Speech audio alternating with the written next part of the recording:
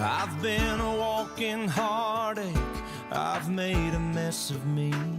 The person that I've been lately ain't who I wanna be, but you stay here right beside me and watch as the storm blows through, and I need you.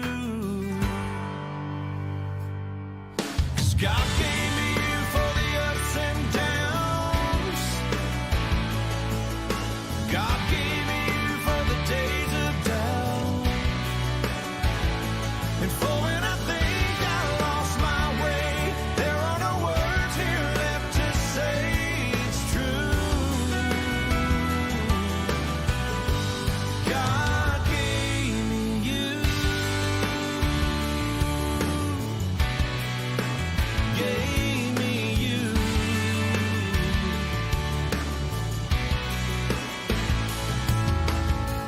There's more here than what we're seeing, a divine conspiracy.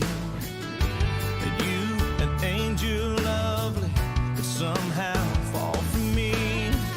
You'll always be love's great martyr, and I'll be the flattered fool, and I need you. Yeah, God gave me you for the ups and downs. God gave me you for the days of doubt,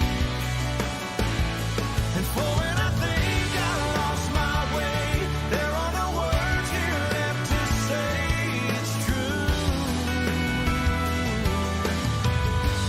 God gave me you. On my own, I'm only half of what I could be. I can't do without you. We are stitched together, and what love has tethered, I pray we never undo. 'Cause God gave me you for the ups and downs. God gave me you for the days of doubt, and for when I think I lost my way, there are no words here left to say it's true. God gave me you. Gave me you.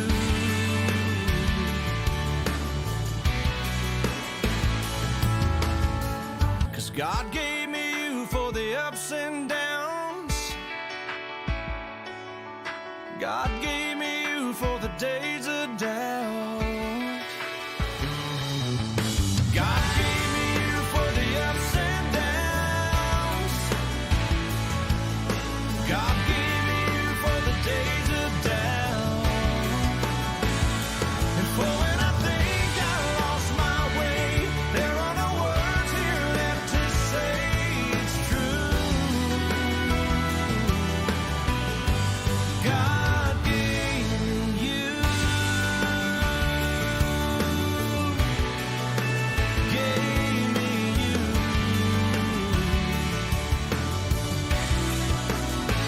He gave me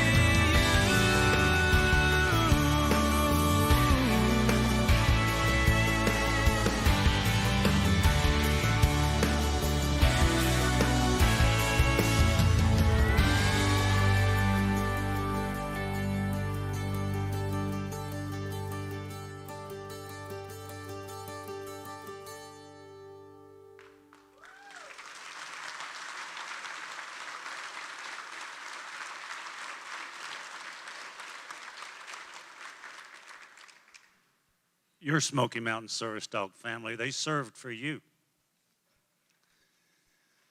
You know, our trainers are really incredible, and all of our recipients will tell you that when they come to our 2 weeks of boot camp, Heather's boot camp, they learn enough actually when they go home to teach their dogs to do additional tasks that would be helpful to them.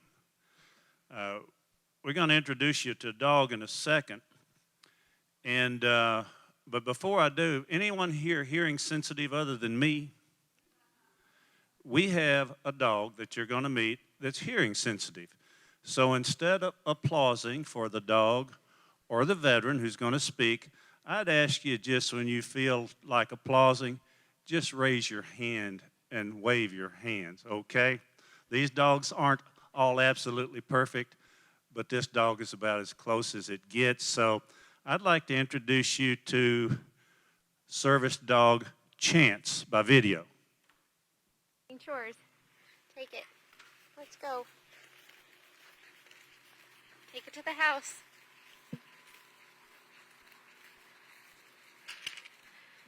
Good job. Good boy. Thank you. Mobility Assistance Service Dog Chance. Those were eggs, real eggs. And with that being said, I'd like to introduce Air Force veteran Cheryl Appel, who's going to tell you a little bit about her life before and after her dog. Miss Cheryl.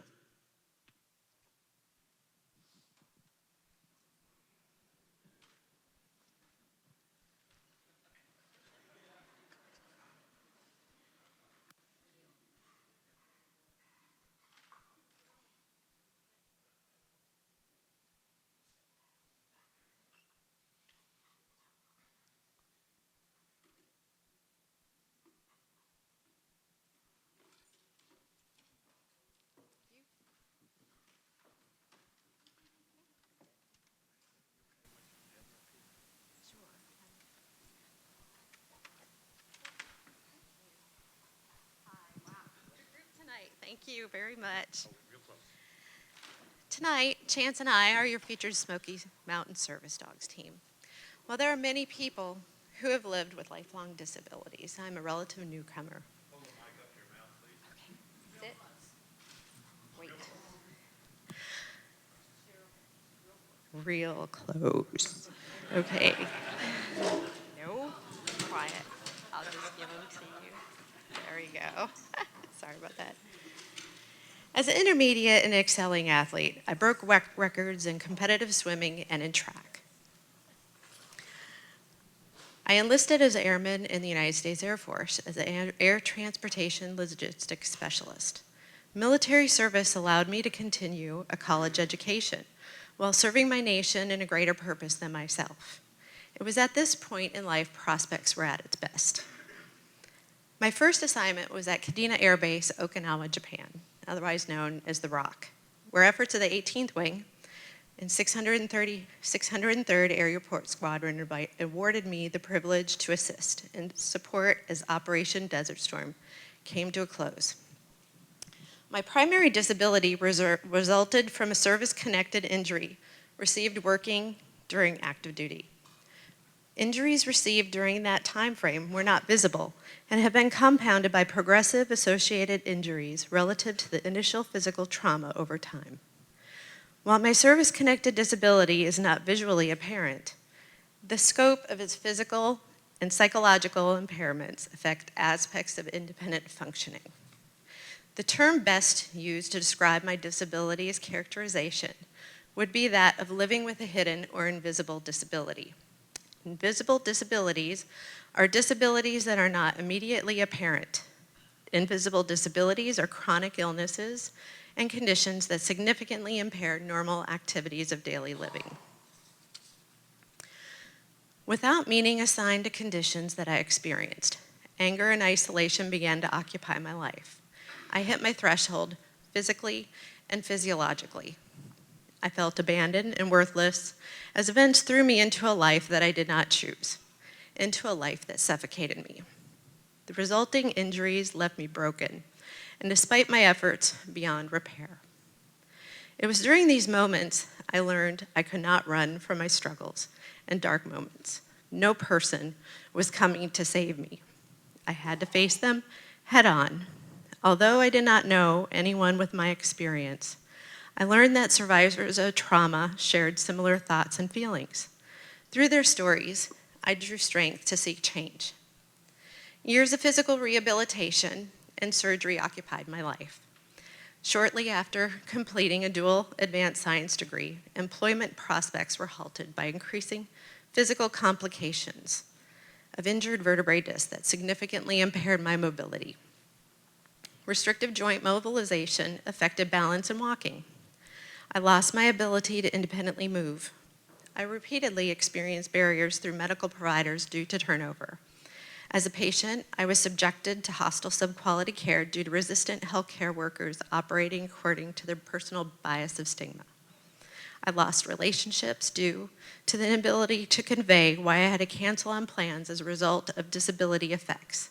In short, I hit a wall. My then VA medical provider recognized the cycling pitfalls in the healthcare system as she herself written her dissertation on mobility service dogs and their benefits to veterans. She presented to me a radical idea: technological advances influenced by a person and their dog. This non-traditional approach to treatment seemed too good to be true, as my then state of functioning was confined within a pharmaceutical fog. At that point in time, I had everything and nothing to lose. I agreed to the new plan. That week, a collaborative team of doctors placed the initial order of my treatment plan to best be mitigated by assistance and auxiliary aid through use of a mobility service dog, despite the rat's nest tape encountered within the local level of VA departments. Little did I know, while I was pulling myself out of the darkness over and over again, since the event that derailed my life, there was a man driving a 16-hour stretch. To be received at the point of his destination was a black lab, nearing his last breath. Despite this young pup's trauma, he trusted Smoky Mountain Service Dogs volunteers throughout his rehabilitation and recovery to health. Against all odds, this dog did not give in. Despite not seeing the light at the end of the tunnel, when no meaning in our dark storm could be assigned, eventually the clouds passed. Our dark storm disappeared. The joy and the sunshine in life revisited as we both began to heal through the helping hands of others. Happiness was found in the slightest wag of a dog's tail at Smoky Mountain Service Dogs. For me, I needed to fight my way to stay living with a disability that was unpredictable and ever-changing. For my children, for my family, for me. I pulled out a folder handed to me by my VA provider and placed my call to the veteran liaison at SMSD. My call was answered by a lovely voice with such an intense energy, like a stray bolt of lightning hitting the ground under your feet, except you have a mobility disability and you don't have your mobility support dog yet. With great enthusiasm, Susie presented to me how Smoky Mountain Service Dogs' mission provided a way to gain strength and independence from living a life with indivisible disability, not another ambulatory aid device that I couldn't get to. Rather, a proven method to use and liberate, an effort to liberate and fulfill life's purposes. A scientifically proven effective method to keep from re-entering the nothingness which disability lingers. Where none was found, Susie and Smoky Mountain Service Dogs gave me a promise of hope. I could be that individual who stood before the trauma again. Soon enough, I was able to find myself with a wingman at my side again. Almost immediately after receiving Chance, I developed a sense of purpose outside of saving my own. His eyes, looking into my soul, taught me to ground myself in the moment. I learned to identify what battles to fight and others to save for another day. On days I could not feel, I watched through his eyes. I saw his joy, until one day I experienced its familiarity, to stand in the sun, breathe, and learn to be. If meeting in public, you would likely receive me as confident, intelligent, and articulate. I look normal, yet doctors over the years have diagnosed major conditions which significantly impair my mobility ability. Regardless of how much I put myself out there, some person, either due to ignorance or intent, would place additional hurdles before me when I would ask for disability accommodations. Personally, it's taken a long time to differentiate that I have an illness and not a character fault. Typically before chants, I would get 3 reactions from people in public, from friends and family members when addressing my disability. It didn't fit their mental model. I shouldn't be unwell. I didn't look like it. There'd be awkwardness, sad face, and exasperated noise. This is the most awkward reaction anyone can face, as you're required to console another person because of a disability condition that I have to live with. Society is very uncomfortable by chronic illness. You'll get a deer in the headlights look, or just go on your way.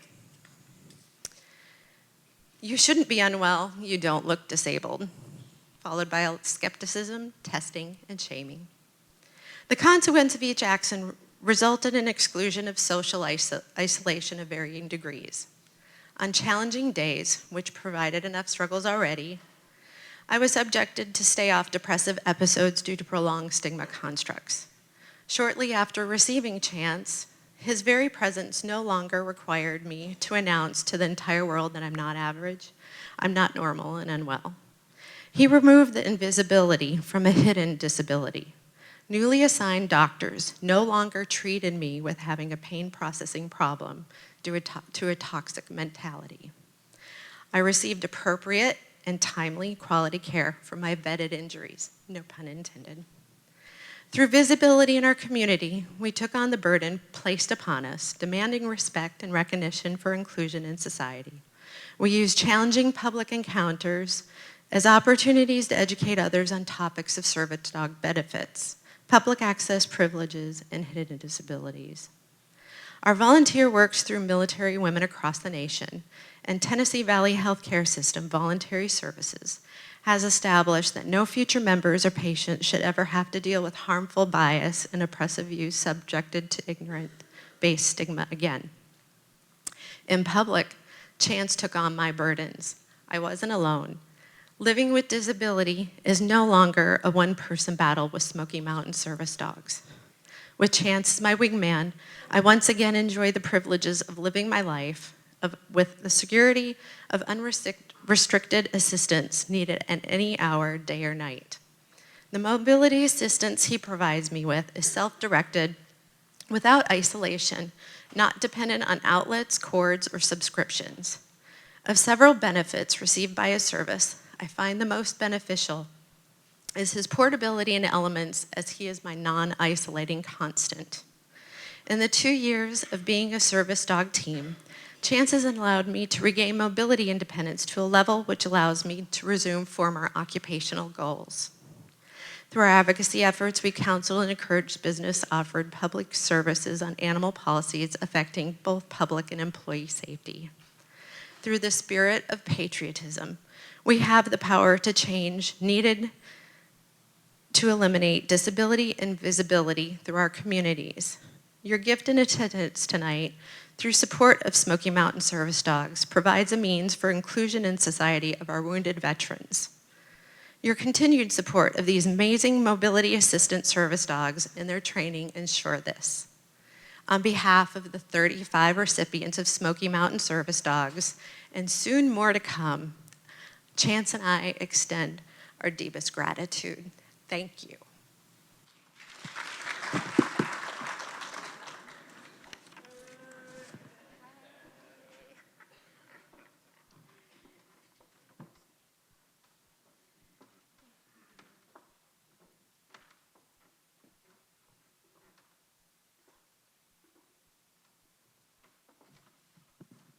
Chance almost made it.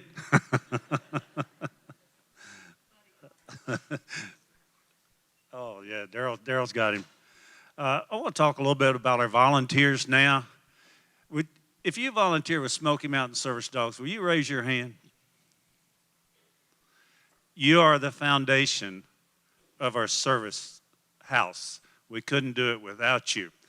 You know, and we've got all kinds of them. We've got Larry Denny and the green team. They've got about 8 guys, and they fight over who gets to ride the zero-turn mower and cut the grass.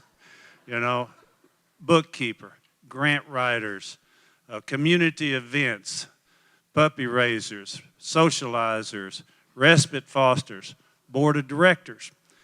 You know, but there's also if you notice how beautifully this place was decorated this evening, okay? When I came in here about 9:30 this morning, it was a busy place. And Nancy McDaniel did not want me to recognize her and her group, so I'm not going to. So, thank you.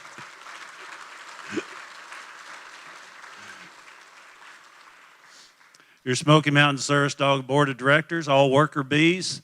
We may be one of the few boards around that has a canine on our board of directors.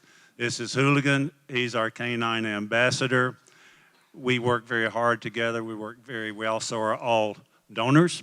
And we're just honored to be able to do what we do for the reasons that you observed this evening. The other thing, our trainers. I've never seen anything like it. We have trainers that are just absolutely incredible. They know how to handle dogs. Oh, back up one.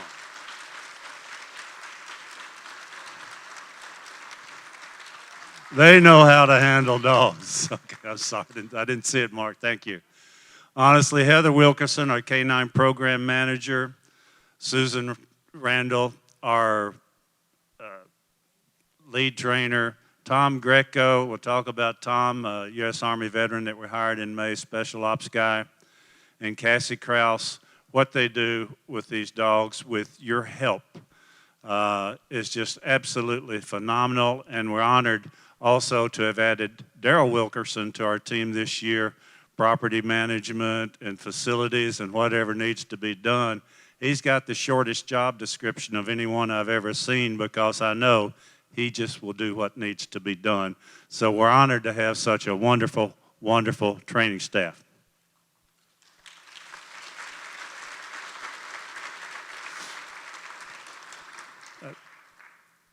The year in review, goodness, it's been a busy year. It just doesn't seem like it was a year ago that we were here.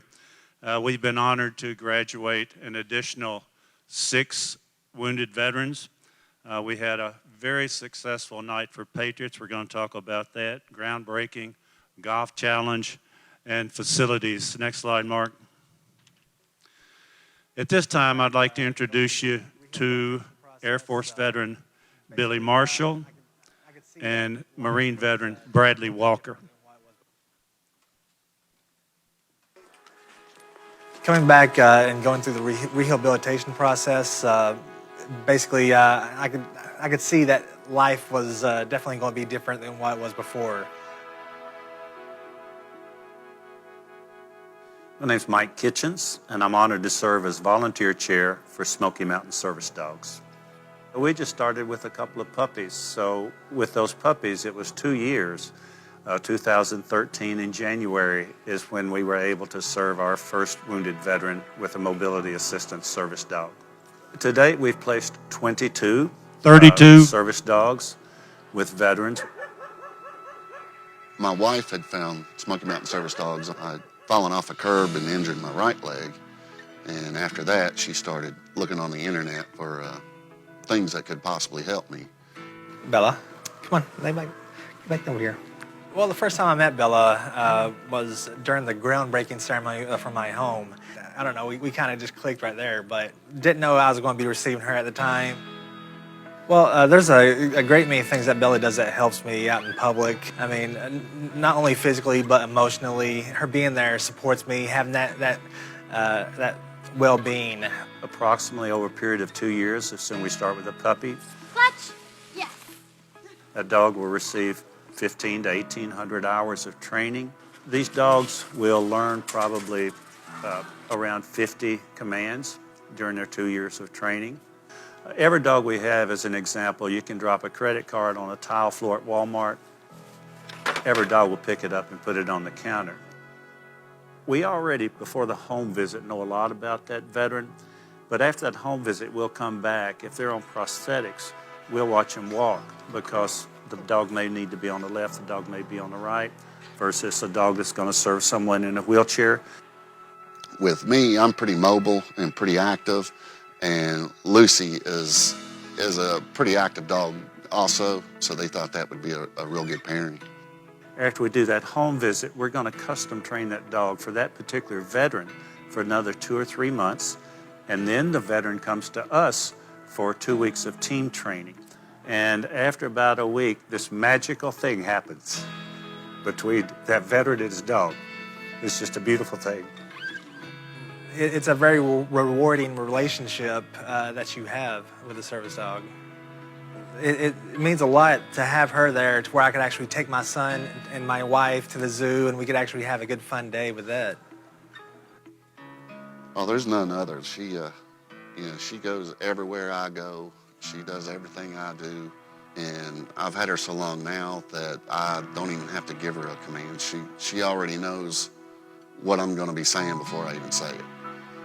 I like to think that we're part of showing our due respect and appreciation for the sacrifices that they've made.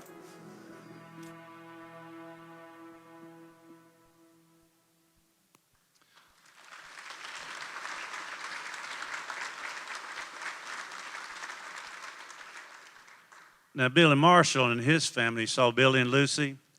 Billy now has 2 service dogs in his family.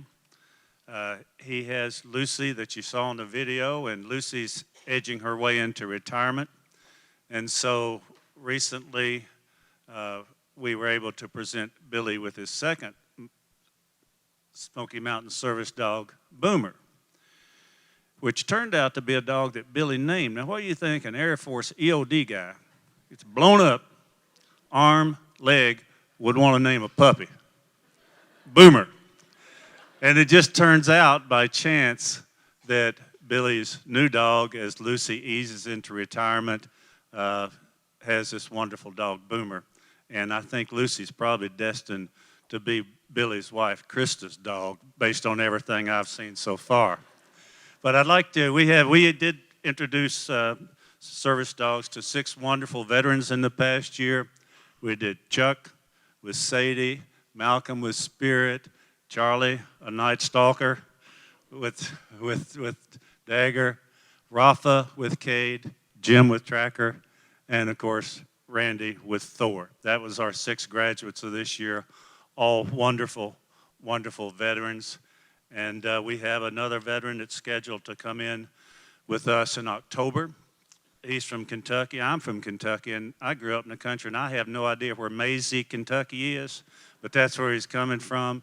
And when we graduate him, tentatively scheduled to be on Halloween, we're also going to retire Lucy and welcome Boomer officially to our family. Next slide. Last year at this time, gosh, our night for Patriots like tonight was sold out. It's just wonderful. And I can guarantee you, when we look out and see this, it's a paycheck. It keeps us going. Head Investment Partners came on board as our title sponsor. So your wonderful dinner this evening, you can thank Head Investment Partners for that, Dan Head and his associates. Thank you.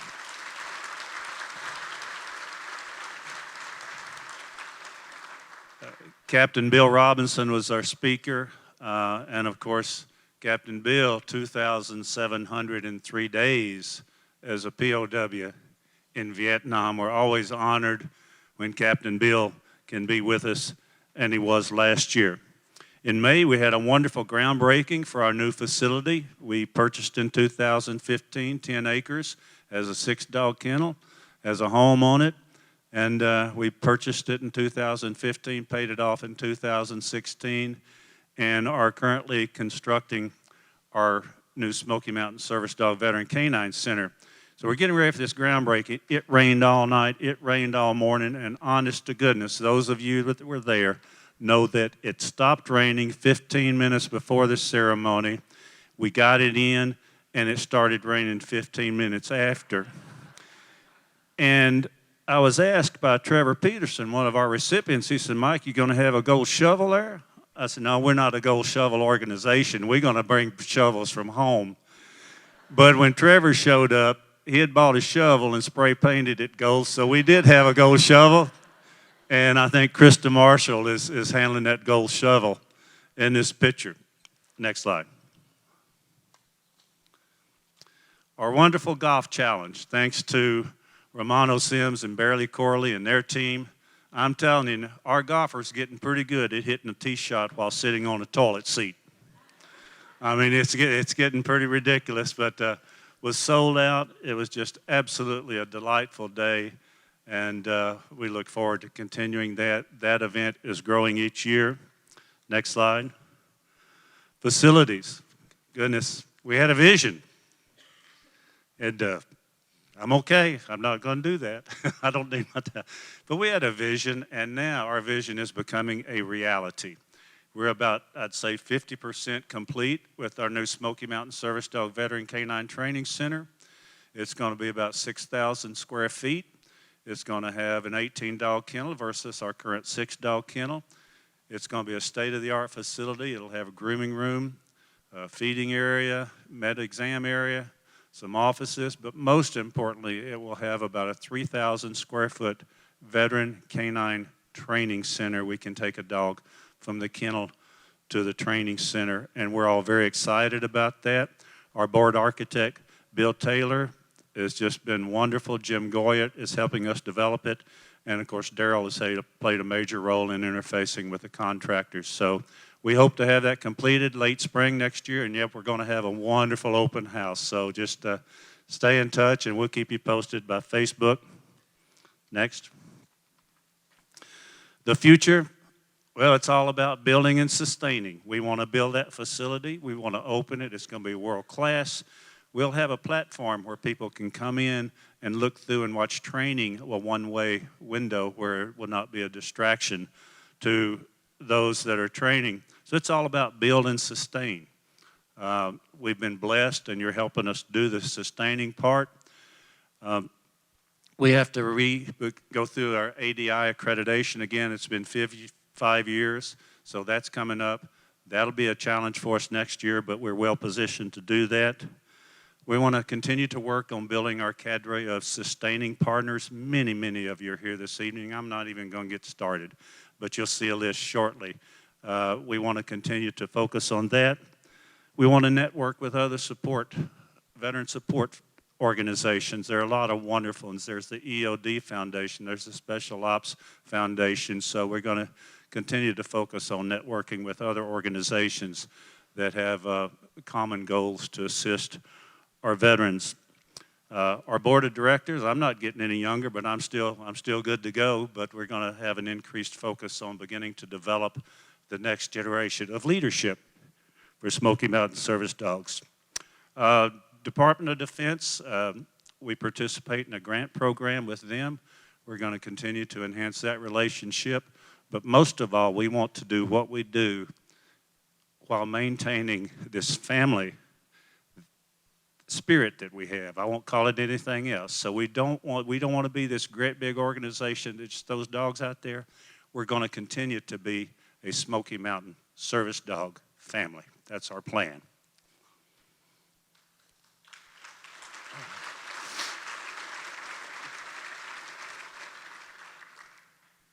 Back one.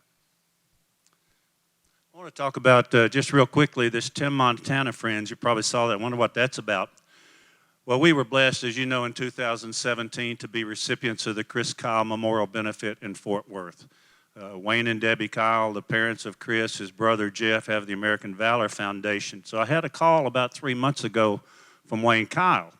He said, Mike, you're going to get and Wayne said, Mike? Yeah, that's me, Wayne. He says, you're going to get a call from a country western singer named Tim Montana. So he's over in Nashville, and he does an annual sporting clay shoot, and he supports special ops excursions with that shoot. And he would like to include a second charity. He said, I told him to call Smoky Mountain Service Dogs. So Tim did.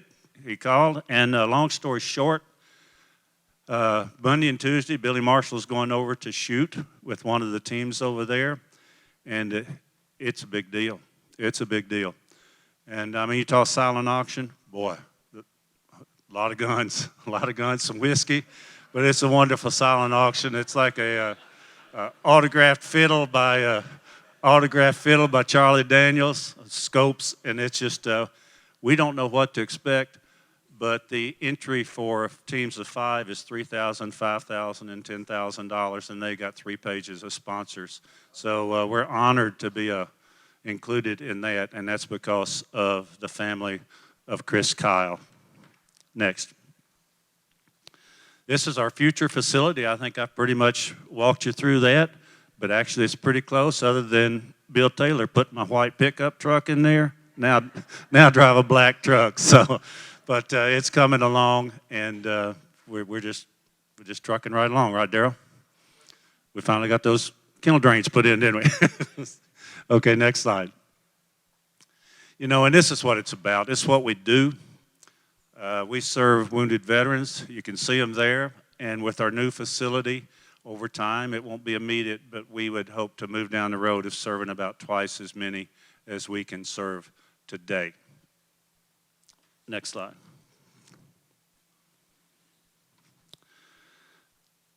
General Doug Brown. Now, excuse me, sir. I'm gonna introduce you here. Oh, okay. He told me, General Brown told me, he said, Mike, I said, do you have a particular thing, introduction you would like for me to use? He said, no, just keep it short. Well, I don't know how to do that with him. I mean, you probably couldn't get to his DD-214, but it would be pretty lengthy. Served his country for 40 years. Among his commands were the 160th Special Operations Aviation Regiment, of which Charlie Jordan was in that command, the Night Stalkers. Night Stalkers. He served also, he commanded the U.S. Special Ops Command. He had the Joint Special Ops Command. He had the U.S. Special Ops Command. And you can imagine he's a heavy combat veteran. And looking at him a little bit closer, he joined the service when he was 17 in the infantry. His father was a World War II guy, Vietnam, Command Sergeant Major, served in Vietnam. And aviation became his thing. After graduating from aviation school, he was assigned, I believe, to the 7th Special Forces Group, Vietnam, and other combat activities around the world. So with that very brief introduction, I'd like to introduce General Doug Brown. Thanks. Thanks, Mike. Thanks, folks.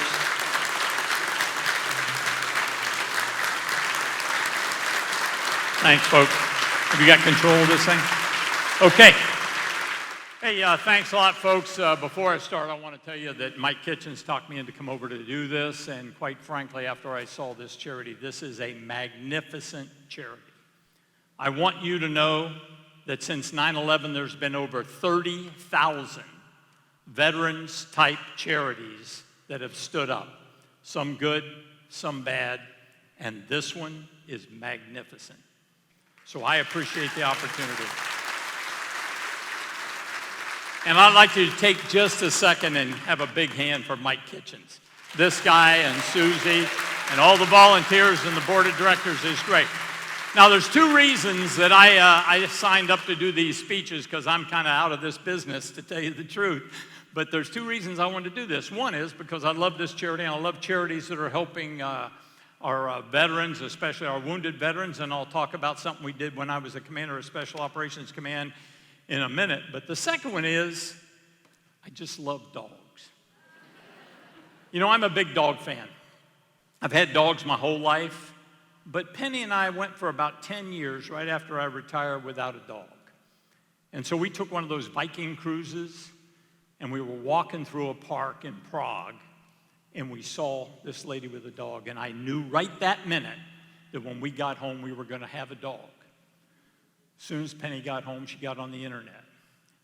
And she bought one of these little, you know, they weigh about 20 pounds. It's a Scottish terrorist. Okay, her name is Freya, and I absolutely adore her, but I had seen all these dogs that are real smart. And so on one of my trips overseas, I was working, doing some stuff with the Israelis, and they used a ton of dogs. We didn't have any dogs in special operations. The only dogs in the military, quite frankly, were guard dogs that guarded fence lines around Air Force Base and that kind of stuff. So I came back and I was thinking, you know, special ops, we maybe ought to think about having some dogs, but even the ones the Israelis were using were not what we wanted. And about the time I got back, I got a call from the Delta Force. Those guys worked for me, and they said, hey, boss, we want to buy a dog. We want to buy a couple dogs and give them a try. Now, so I said, great idea, let's do it. So we bought the first dogs in special operations, and there's tons of them now in special operations. But I'd say we bought the first two, a dog named Arco and another dog. But just like everybody in special operations, they had to go through selection and assessment. So one of them passed and one of them failed, and we kept Arco. So I'd seen how great these dogs are and how smart they are, and I'd seen the Southeastern Guide dogs. In fact, that's an organization much like this one. And while I was in command, true story, one day on a trip to Washington, D.C., I invited two of those dogs to go with me to see my boss, unannounced. I walk into Secretary Rumsfeld's office with two of these dogs. You know, and it worked great because he was very gracious to them, and he was very calm all day. It was great. So anyway, so I'd seen all these smart dogs, and I said, I'm going to go on the internet. I'm going to train this little Scottish terrorist. So I went on the internet, and I said, how do you tell a smart dog, right? Well, I'll tell you how you tell it on one of the websites I looked at. It says if you tell a smart dog, like a Belgian Malinois or one of these dogs or an Australian Shepherd or one of those, if you tell them to do something 10 times and they do it 90% of the time, that's a smart dog. So I started going down the pages looking for Scottish terrorists. And going down. I found them. If you tell a Scotty to do something 70 times, and they do it 30% of the time, that's a smart Scotty. Okay, so we'll be sitting there at night over in Kahiti where we live, and I'll be out there going, Freya, come in, Freya, come in, Freya, come in. And Penny's going 67, 66, 65, 64. But that's not the worst part. What's the first rule of a terrorist organization? To get new recruits. We now have 2 of them. Show them what they look like. Here they are. Oh yeah, you think they're funny. They're not allowed in that chair. I may need some help from you guys. Yeah, we got one of those collars that you can train them and shock them, but I think you have to take it out of the box and put it on them to make it work. Now, you've been told I commanded Special Operations Command. I was very fortunate.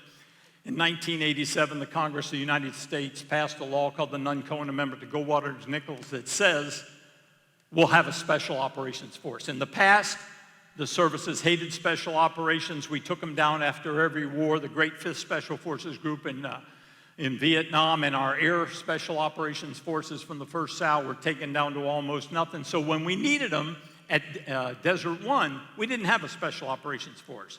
So we put together the Delta Force at that time, took some borrowed helicopters off the Navy, put in some Marine Corps pilots, and actually had to borrow the C-130s out of the National Guard that went in and did the mission in Desert One. And guess what? We failed.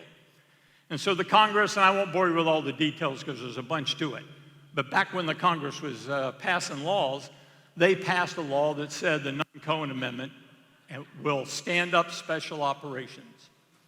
All special operating forces in the Army, Navy, and Air Force will belong to one 4-star general. And some people said, let's put him in Washington. And they said, no, we're going to put him in Tampa. Thank heaven. Okay, and then the Marines came in later. I was there when we brought in 2,500 Marines and stood up the first Marine Corps Special Operations Command. Special operations is different. When I was there, it's 43,000 people. About 18,000 of them have their hand on a boat or an aircraft or a helicopter or an aircraft or a gun. Everybody else is a support person, and they are magnificent. The support people are our intel analysts, the people that do amazing things to support us around the world. But all those operators are hand-selected and go through a very, very difficult selection process where about 23% graduate. There's no measurement. It's whoever can graduate, graduates. But it usually stays about 23% of the people, no matter what service they're in, the Army Green Berets, the Navy SEALs, the Air Force Combat Controllers, or the new Marine Corps Raiders, when they come in the door, if everybody can pass, they pass. But the truth is, we usually graduate about 23%, about 28%. Sometimes it bumps up there. I've actually seen a class that broke my heart because I really needed special operators bad during this war, where we had a class that only 4 people graduated out of 110. So this is a pretty tough selection. Now, I want you to know that it's only 6% of the force are special operators. But I also want you to know that we account for 50% of the casualties. So special operations understands casualties and understands the impact on our soldier, sailor, airman, and Marine that we deploy overseas. So while I was at Special Operations Command, we started a little thing called the CARE Coalition. And it's an organization inside SOCOM, and their job is finding special operations veterans that need help and putting them together with a charity that can provide that kind of help. And that's one of the reasons that I love these kind of organizations, because dogs are so important, and we put a lot of dogs with a lot of people in special operations. The other thing the CARE Coalition does, and maybe the most important, is that it gives a wounded veteran with either an external wound or an internal wound a place to call for help for the rest of their lives. It's a one-of-a-kind organization to take care of our veterans in Special Operations Command. So I understand the power of dogs, and I've got to see some of these magnificent dogs here, and I've got to see some of our troops before I moved up here to Kahiti that got dogs. And I want to talk about one of them real quickly, and quite frankly, this will be familiar to some people like Chuck because he was there. But in 2006, I was in Ramadi in Al Anbar province with a Navy SEAL team, and I was visiting them. I want you to know that the guy I was with happened to be Admiral Joe McGuire, who is one of my best friends, who you might have seen testifying this week to the Congress. One of the most outstanding individuals I ever worked with in 40 years. So Joe and I go over to see the SEALs, and we're visiting Al Anbar province, and that night they were doing an operation, and quite frankly, the SEALs got in a little firefight, and one of them, SEAL Mark Lee, perished. Now, I was there for what we call the ramp ceremony, and some of the veterans up here have been to them. I won't go into great detail, but it's this incredible ceremony where we move the remains from his last resting place to the aircraft that will take this veteran home for his last time. And it's very moving. So I was there on the in a second SEAL, a great young man named Ryan Jobe got wounded. Took a sniper shot in the face. I beat him to the hospital. I went in to see him, and I went into the room, and I saw him, and they thought that they were going to be able to save one of his eyes. And when he got to Landstuhl and on to Walter Reed, they couldn't save it.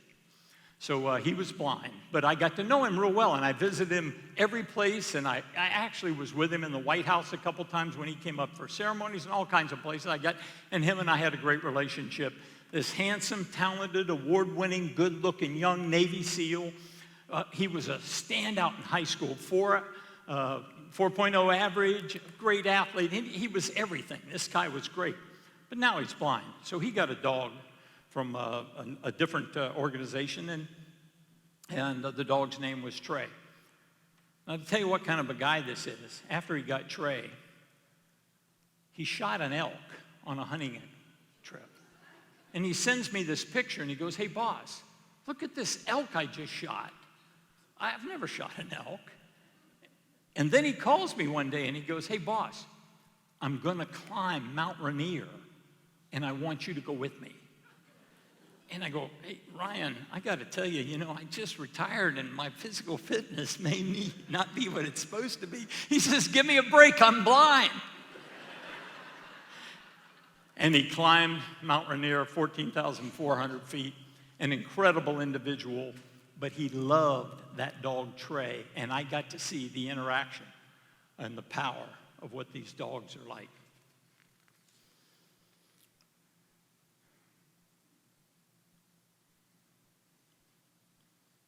So you can walk around and talk to all these men and women that have the dogs. And Cheryl, that was a fantastic presentation. Thanks very much. But you can walk around and talk to these guys, and they can tell you the value of these dogs. And this sign up here says it very, very well, where it says enhance the physical and psychological quality of their lives.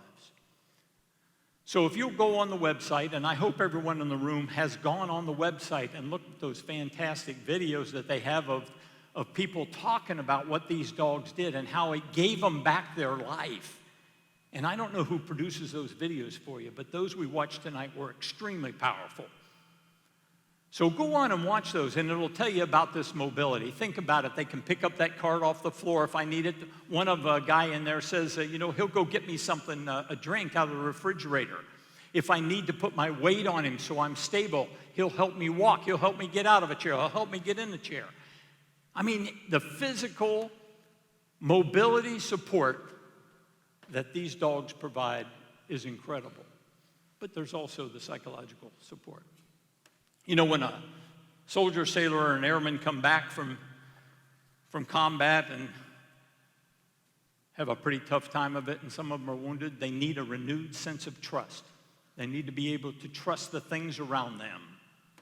They need to have an outlet. They need to find people that they really trust. And what's more trustworthy than a dog? The companionship that this dog provides is absolutely amazing. Dogs will provide a comfort zone around a veteran while he's walking with it. Kind of keep people away from him. Give him his own sense of security. But what's most important about a dog in my mind, and I absolutely love my dogs, is that all they're asking for is love in return. It is unconditional love. And why does a veteran or you or I trust our dogs? They're not going to lie to you. They're not going to stab you in the back. They're not going to post something terrible about you on Facebook. You can trust them to do everything and just take care of you. They might steal from you if you leave your plate too low in a picnic. But other than that, those dogs, all they want you to do is love them. And I can tell you how you can prove it.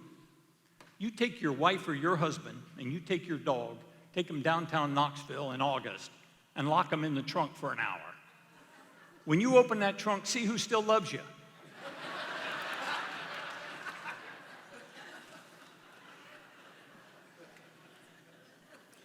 So there's a great pamphlet on your table right here, and it says what you can do. And the truth is that with all these volunteers, with all the work that Mike Kitchens does and everything, they can't do anything unless they've got the resources to do it. So on this pamphlet right here, it tells you a whole bunch of things that you can do, and you can go get your neighbors involved and do a lot more to help them. And when this facility comes on board, it's going to allow them to have an exponential increase in the number of veterans that they can take care of. So I hope you will take time to get involved and to really contribute to a really, really great organization. And before you leave tonight, I hope you'll talk to some of these veterans that have their dogs here. Now look, in my career, I had the opportunity to see a lot of heroes. In fact, I put 2 people in for the Medal of Honor, and both of them received the Medal of Honor. It was my honor to be in the White House when they received it. So I've seen heroes. I've seen real heroes. But there's lots of them in this room tonight. And quite frankly, some of them have 4 feet, a cold nose, and names like Glory, Wiggles, Tango, Cowboy, Crockett, Tracker, Dagger. So I hope you'll support this organization because it is fantastic. Mike, thanks for the opportunity to be with you tonight. It's been a real honor. God bless you, God bless this organization, and God bless this nation.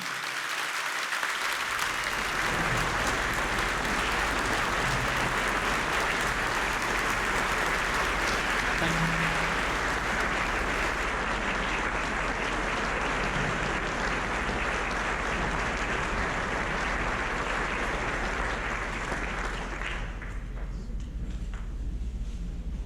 Thank you, General Doug Brown. Some powerful stuff there. It's powerful stuff we're doing.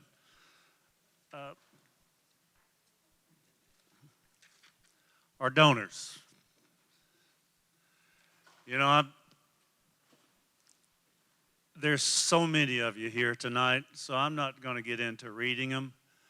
But obviously, a real change, Dan, you guys got on board with us.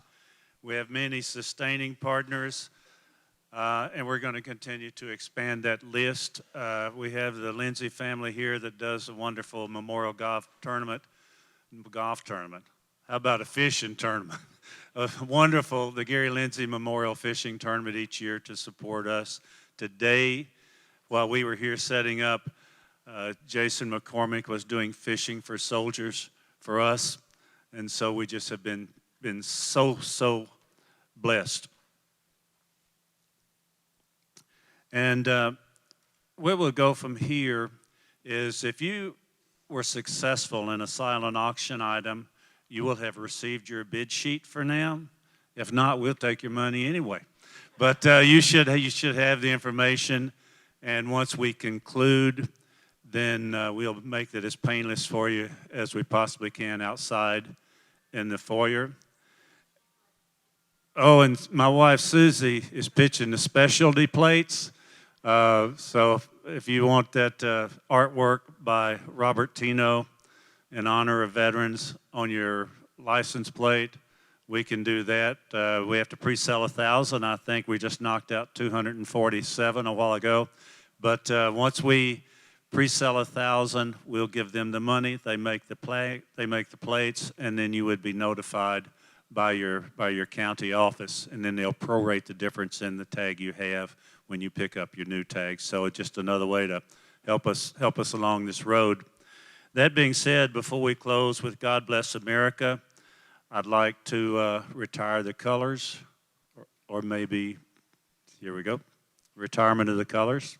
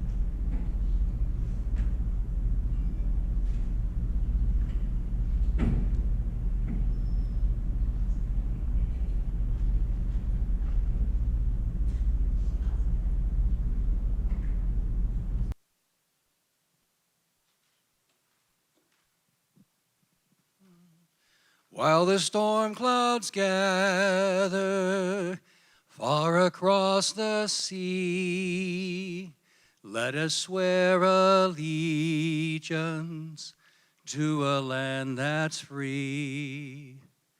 Let us all be faithful for a land so fair, as we raise our voices in a solemn prayer. God bless America, land that I love. Stand beside her and guide her through the night with the light from above.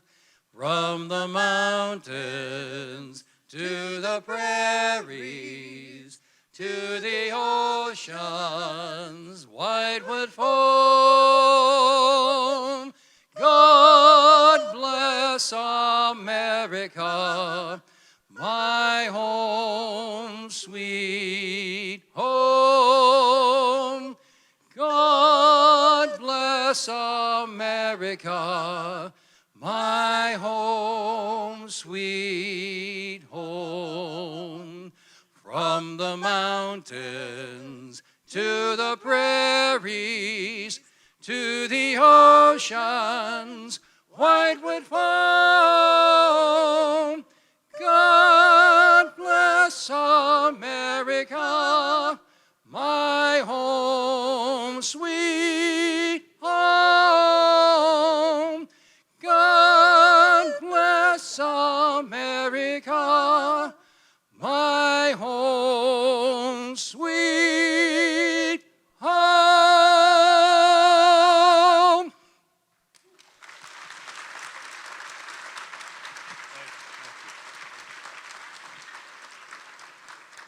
All veterans raise their hand. Thank you. We appreciate you, as they taught me to say in Tennessee. You're why we do what we do. With that being said, God bless you and God bless this great country. Thank you for helping us do what we do. Have a great, great weekend.